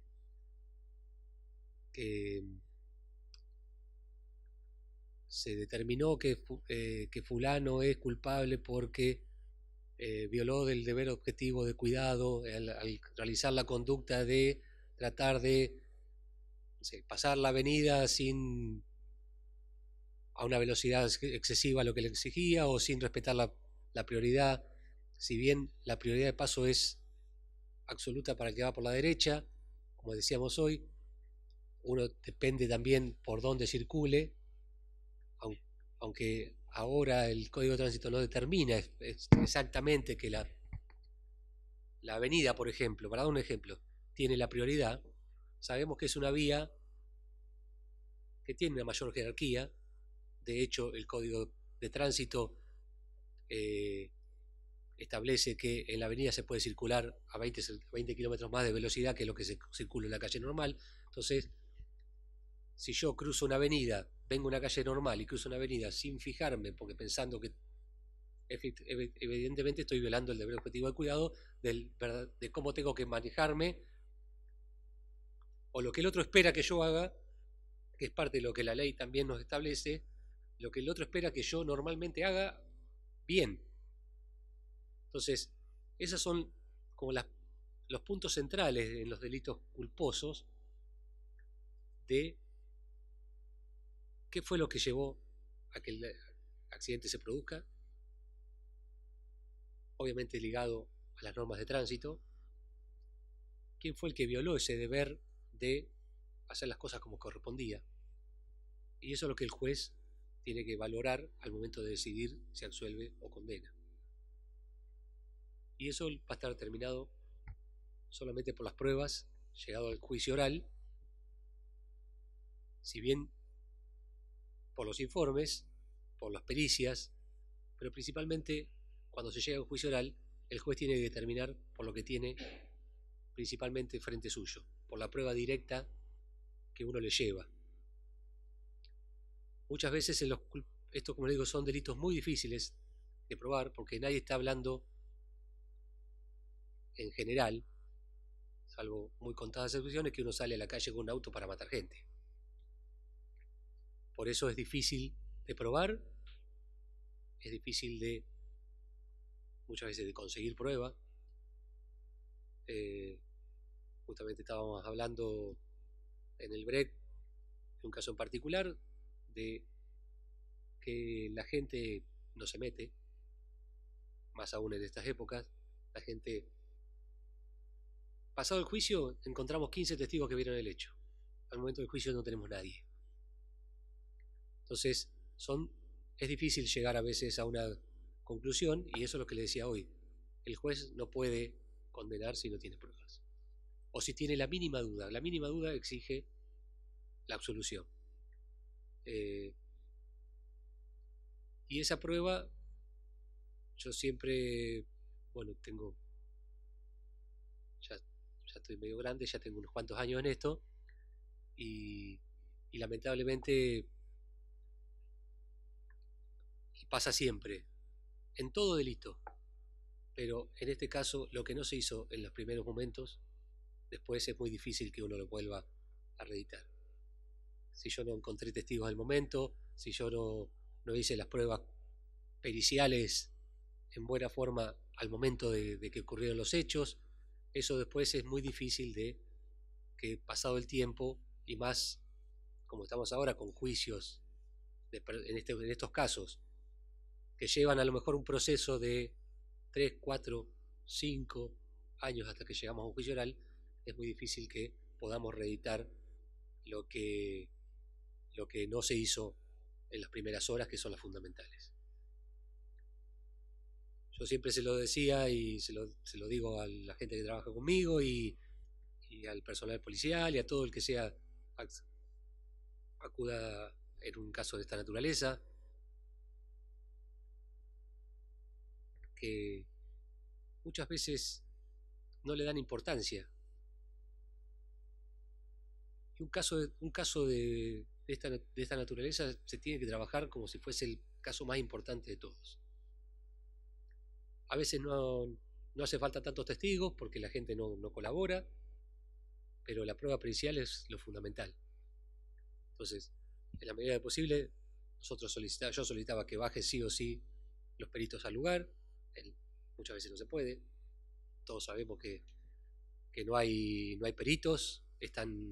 Tenemos un cuerpo de peritos para una jurisdicción enorme. En el caso de Mercedes, con ahora menos kilómetros, pero en su momento 400 y pico kilómetros de distancia de un lado a otro.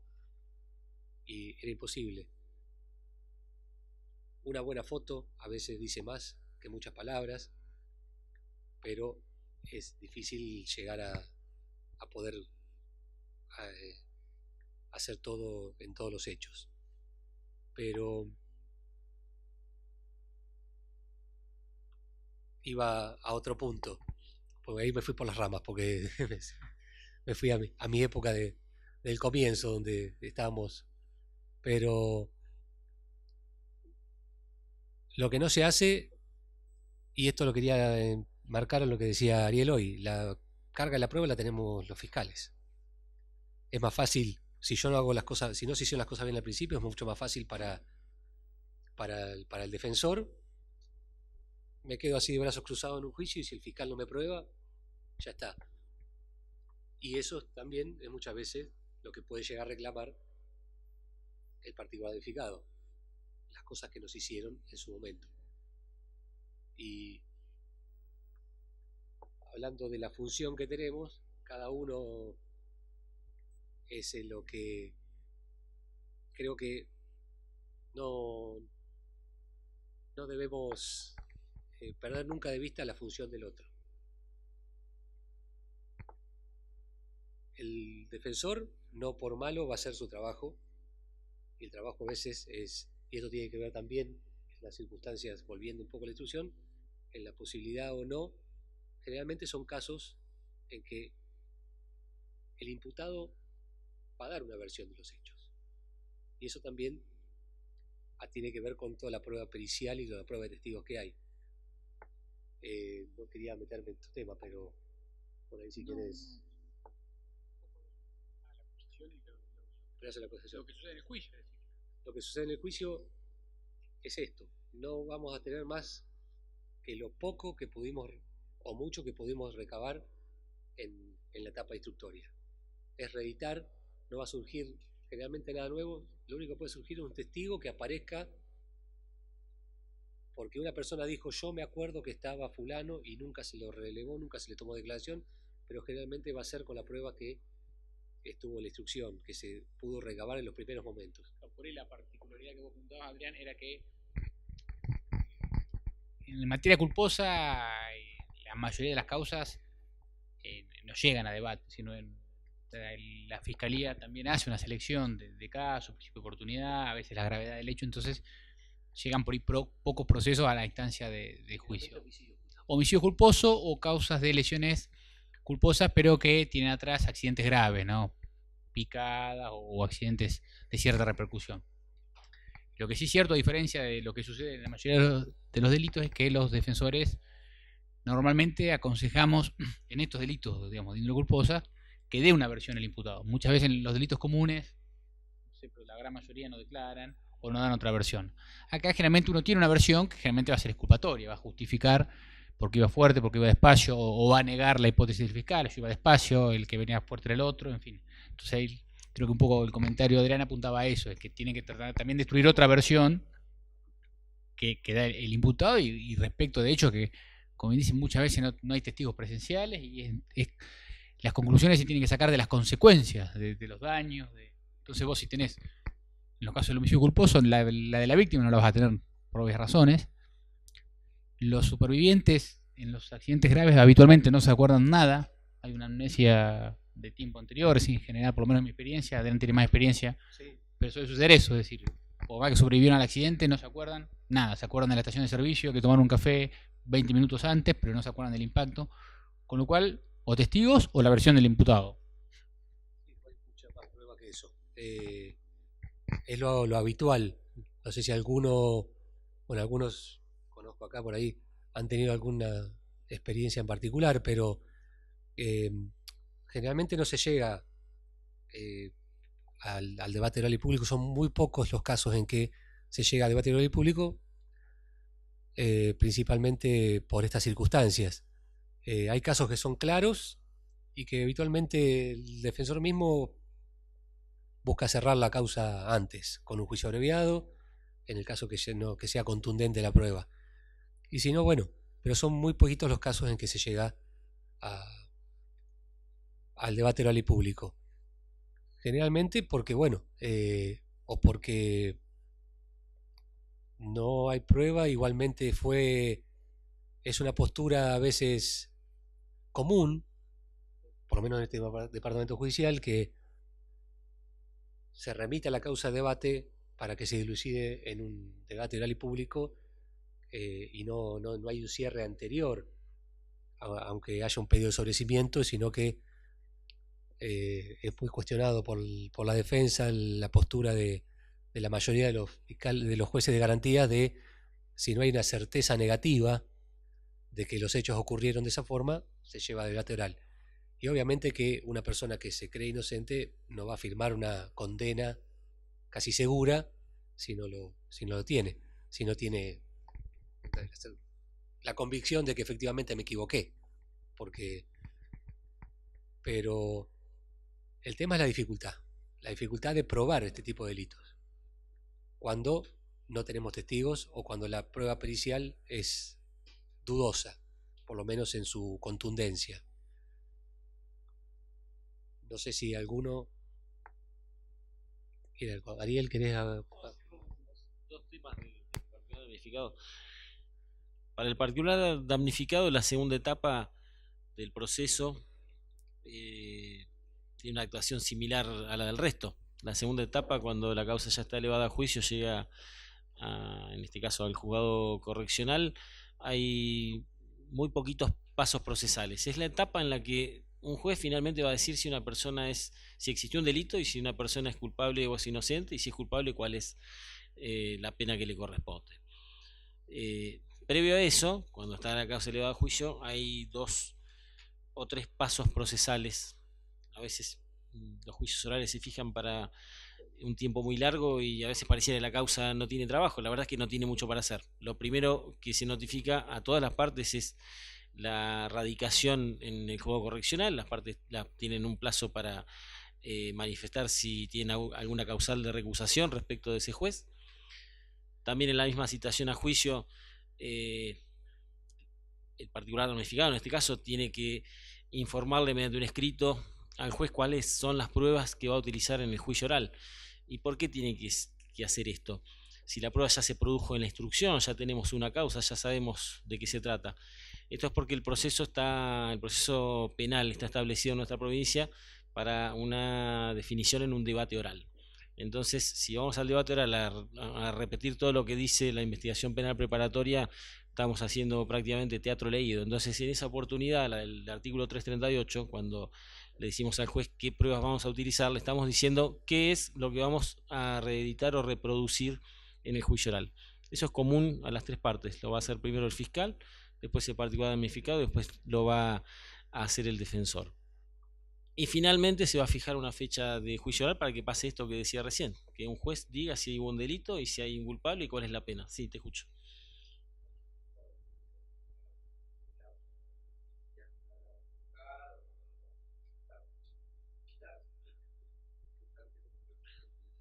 No tiene que hacer su ofrecimiento de prueba autónomo. Muchas veces ocurre que para las 3 partes el ofrecimiento de prueba es muy similar, porque nos llevamos el expediente en préstamo y empezamos a clasificar qué testigos vamos a utilizar, a quiénes vamos a citar para el juicio oral, qué pericias vamos a utilizar, independientemente del fiscal. Sí, la actuación del particular damnificado, si bien tiene un mismo sentido o un mismo objetivo que el del fiscal, es permanentemente independiente.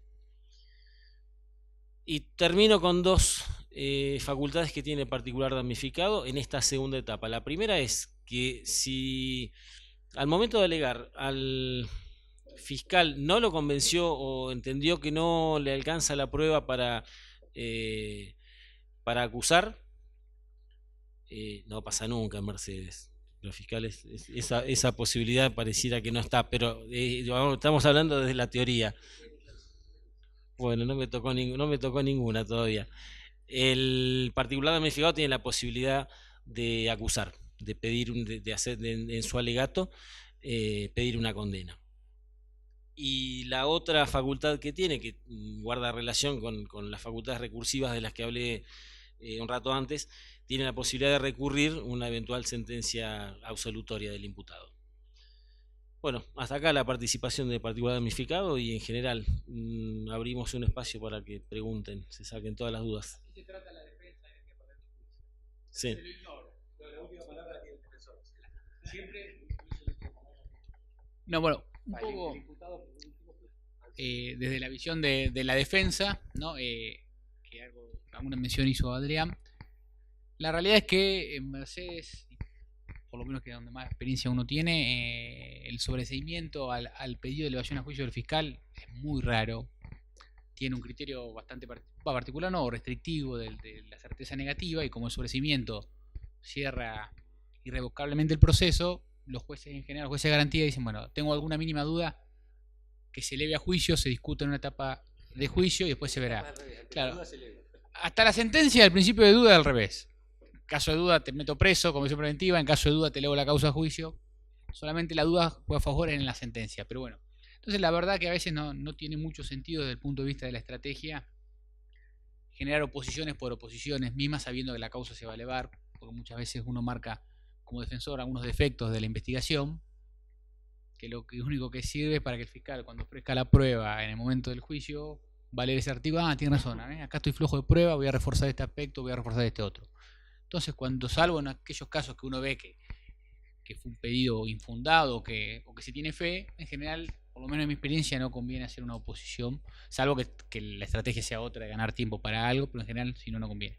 Una vez la causa radicada, ya habló Ariel cómo es eso, bueno, siempre la defensa ofrece en último lugar para poder ejercer un control de la prueba, tanto que ofreció la fiscalía como el particular damnificado, hace un ofrecimiento autónomo que puede ofrecer todas las pruebas que sean conducentes. En general, en eso sí, acá los jueces tienen un criterio bastante amplio en cuanto a la admisibilidad de pruebas. Es difícil que los jueces, en este caso correccionales, pero en general los tribunales también, no hagan lugar a alguna prueba. En general todas las pruebas que uno ofrece hacen lugar, salvo que sea totalmente inconducente o no tenga nada que ver con lo que se discute.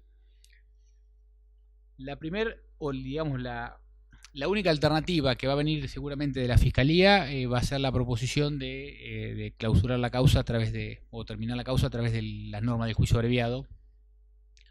Que acá debe ser una aclaración, como esto se vincula un poco a los accidentes de tránsito. En un principio, con la vigencia de este código, se discutía el tema del juicio abreviado y la compañía de seguro.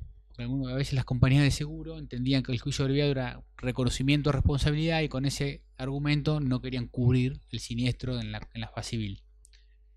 Esto después se superó, pero además tiene que quedar en claro que en provincia de Buenos Aires, a diferencia de lo que ocurre en capital o en el fuero, digamos, en el Código Procesal de Nación, el juicio abreviado no es reconocimiento de responsabilidad, con lo cual ese argumento era un poco dogmático o infundado. Es decir, ahora el hecho de que uno le aconseje a su cliente la firma de un juicio abreviado no le genera ningún tipo de responsabilidad o lo puede afectar en cuanto a la validez o la vigencia de la póliza. Si a veces están esos temores, yo digo, el juicio abreviado es simplemente renunciar al juicio oral.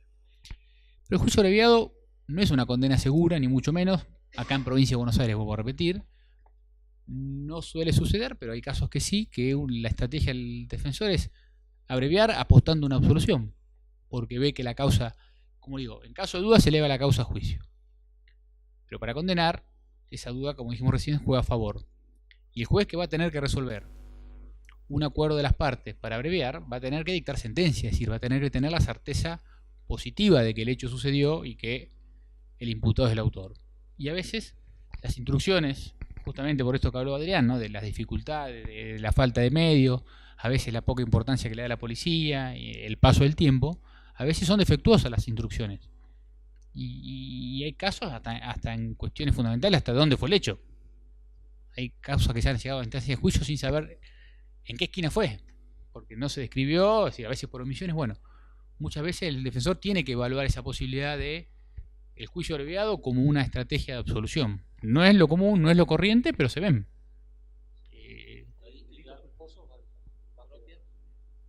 Y serán 7, 8. No, yo tengo más. O sea, yo tengo mucha causa de Luján. No quiero decir nada.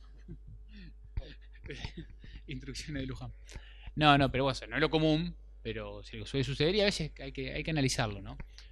Después otras las opciones como defensor que dijo Adrián es el tema también del grado de compromiso que tenga el cliente. Es decir, tenemos que ser realistas que normalmente en un juicio oral la pena va a ser superior a la que ofrezca el fiscal en el abreviado. Creo que el defensor que conoce la causa sabe también las posibilidades con las que cuenta, ¿no? Todo juicio implica un riesgo, mayor o menor en función de las pruebas que haya, pero muchas veces llevar al cliente a juicio es un suicidio desde el punto de vista procesal, porque las pericias son contundentes, los testigos son varios y concordantes, es decir, normalmente la versión que viene desde la instrucción en mayor o menor medida se reedita en un debate. Entonces, si el grado de negligencia o imprudencia del cliente ya queda de manifiesto en la etapa de instrucción con la elevación a juicio, en ese caso uno tiene que, como asesor legal de su cliente, decirle las cosas como son y explicarle, este es el consejo para que la saques lo menos caro posible o lo más barato posible. Además de lo que implica para toda persona, normalmente la gente que se ve involucrada en este tipo de procesos es gente de trabajo, no son gente que se dedica a delinquir ni nada. Cualquiera está expuesto a que suceda un accidente de tránsito, que es lo que aquí estamos discutiendo. Y desde el punto de vista que nunca se habla esto de emocional para una persona, estar en un proceso, en un juicio oral, les puedo asegurar que no es sencillo. Uno lo ve hablándolo con los clientes, el grado de angustia que genera estar ahí en el banquillo de los acusados, que la fiscalía relate el hecho, que la fiscalía acuse. Es decir, también creo que como defensores, como asesores legales, tenemos que advertir eso también. Es decir, ¿para qué someterlo a un cliente frente a casi una condena segura a que pase por todo ese trauma, ya el trauma que generalmente también les queda, sobre todo en los homicidios culposos, que les queda de haber vivido esa experiencia? Son cosas, creo que los abogados tenemos que tener en cuenta, al momento de asesorar a nuestros clientes y decir las cosas tal cual son, y no solamente la cuestión formal de querer llegar al debate por llegar al debate o de querer ganar tiempo. O sea, a veces sí, a veces la opción de ganar tiempo para algo, muchas veces cuando son profesionales por ahí dicen, bueno, que se haga lo más largo posible, así agarro la cosecha que viene, porque a veces pasa eso, sobre todo con los camioneros, que también son sujetos comunes de estar de frente a este tipo de procesos justamente por su tarea. Pero más allá de eso, creo que tenemos que hacer un análisis más integral de la situación, ¿no? Otro instituto que ayer lo hablábamos, que nos reunimos un rato a conversar para preparar esta charla, que se utiliza poco, pero las pocas veces que se utiliza en este tipo de proceso es el concepto de pena natural. No sé si lo tienen presente de qué se trata. Bueno, en este tipo de hechos es en los pocos en que quizás se puede hacer valer, ¿no?, como argumento en relación a la sanción, porque bueno, muchas veces los accidentes encierran circunstancias dolorosas, doblemente dolorosas, es decir, ¿no?, que haya lesiones y que a veces las personas lesionadas sean amigos o parientes muy cercanos del imputado. Entonces, en esos casos, con esa creación doctrinaria y receptada jurisprudencialmente el concepto de pena natural, muchas veces uno reduce la sanción que se le puede imponer, no a un imputado. Son elementos que, como defensores en este tipo de procesos, tenemos que tener en cuenta al momento. Y vuelvo sobre lo mismo, también un muy buen manejo, como para ir cerrando desde el punto de vista de la defensa, ¿no?, un buen manejo de la teoría de la imputación objetiva, ¿no?, manejar bien los conceptos de principio de confianza, provisión de regreso, la elevación del riesgo no permitido. Es decir, son cuestiones que realmente acá los jueces las tienen en cuenta, y un buen manejo de esa teoría frente a un caso donde se dé la aplicación de esa teoría, da resultados de absoluciones en casos que por ahí prima facie o por la teoría habitual de la relación de causalidad parecerían que estarían perdidos, ¿no? Esos son los breves consejos que uno le puede dar en su experiencia como defensor en este tipo de casos, ¿no? Justo solamente compartirles dos ejemplos que me han tocado a mí como fiscal, incluso que ni siquiera llegar a recepcionar una declaración a la persona que evidentemente era imputada de ese delito, de ese accidente. Recuerdo un caso concreto en Mechitas, en Mechita, llegando a Bragado, una chica joven que iba manejando su auto con su padre al lado, y condiciones climáticas por ahí no adversas, y realmente ella tuvo una maniobra desafortunada y termina muriendo el padre. Obviamente que esa causa fue archivada casi inmediatamente, incluso porque había un reclamo de toda la familia que esa causa no continuara. Si yo hubiese ido a las cuestiones objetivas, realmente era una causa para imputarle porque la maniobra había sido de ella, pero justamente el fallecido había sido su propio padre. Creo que eso es, si bien no fue una absolución por pena natural, pero fue la aplicación del concepto en archivar la causa inmediatamente. Y otro caso fue un grupo de amigos que salían de Norberto La Riestra, y realmente también una maniobra desafortunada por parte del conductor al querer pasar una camioneta.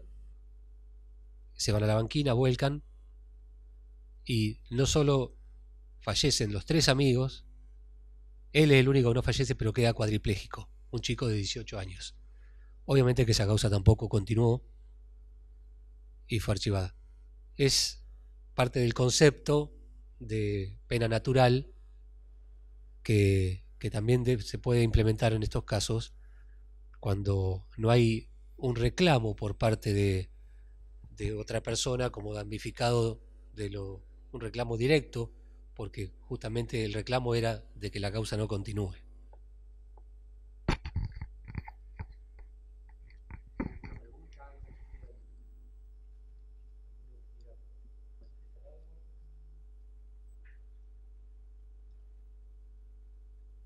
Fue todo muy claro, parece.